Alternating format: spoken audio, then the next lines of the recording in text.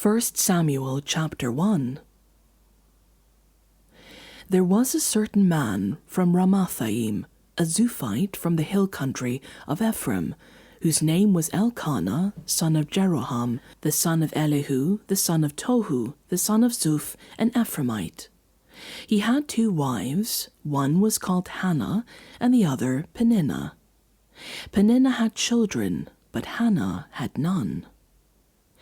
Year after year this man went up from his town to worship and sacrifice to the Lord Almighty at Shiloh, where Hophni and Phinehas, the 2 sons of Eli, were priests of the Lord. Whenever the day came for Elkanah to sacrifice, he would give portions of the meat to his wife Peninnah and to all his sons and daughters. But to Hannah he gave a double portion, because he loved her, and the Lord had closed her womb. Because the Lord had closed Hannah's womb, her rival kept provoking her in order to irritate her. This went on year after year. Whenever Hannah went up to the house of the Lord, her rival provoked her till she wept and would not eat. Her husband Elkanah would say to her, "Hannah, why are you weeping? Why don't you eat? Why are you downhearted? Don't I mean more to you than 10 sons?" Once they had finished eating and drinking in Shiloh, Hannah stood up. Now Eli the priest was sitting on his chair by the doorpost of the Lord's house. In her deep anguish, Hannah prayed to the Lord, weeping bitterly. And she made a vow, saying, "Lord Almighty, if you will only look on your servant's misery and remember me, and not forget your servant, but give her a son, then I will give him to the Lord for all the days of his life, and no razor will ever be used on his head." As she kept praying to the Lord, Eli observed her mouth.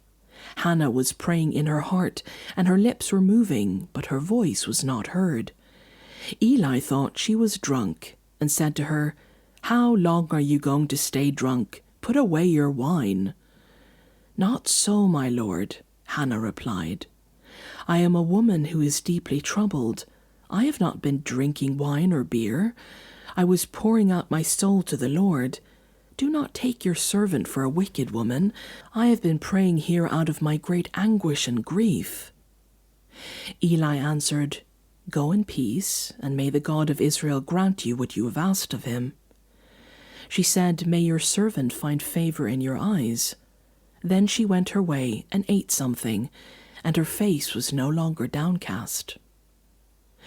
Early the next morning they arose and worshipped before the Lord, and then went back to their home at Ramah. Elkanah made love to his wife Hannah, and the Lord remembered her.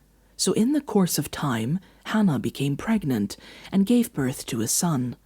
She named him Samuel, saying, "Because I asked the Lord for him." When her husband Elkanah went up with all his family to offer the annual sacrifice to the Lord and to fulfill his vow, Hannah did not go. She said to her husband, "After the boy is weaned, I will take him and present him before the Lord, and he will live there always." "Do what seems best to you," her husband Elkanah told her.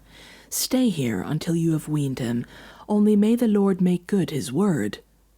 So the woman stayed at home and nursed her son until she had weaned him. After she had weaned him, she took the boy with her, young as he was, along with a 3-year-old bull, an ephah of flour, and a skin of wine, and brought him to the house of the Lord at Shiloh. When the bull had been sacrificed, they brought the boy to Eli, and she said to him, "Pardon me, my lord, as surely as you live, I am the woman who stood here beside you, praying to the Lord. I prayed for this child, and the Lord has granted me what I asked of him. So now I give him to the Lord. For his whole life he will be given over to the Lord." And he worshipped the Lord there.